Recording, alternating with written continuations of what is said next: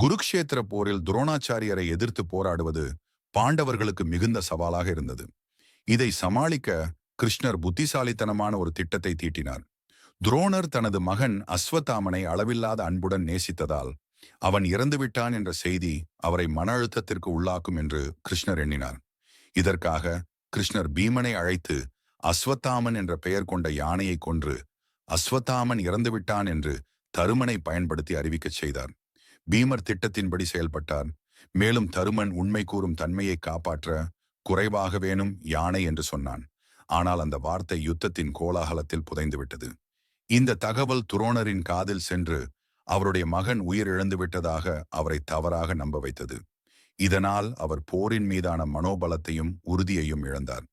அந்த சூழ்நிலையை பாண்டவர்கள் திறமையாக பயன்படுத்தி துரோணாச்சாரியரை வீழ்த்தினர்.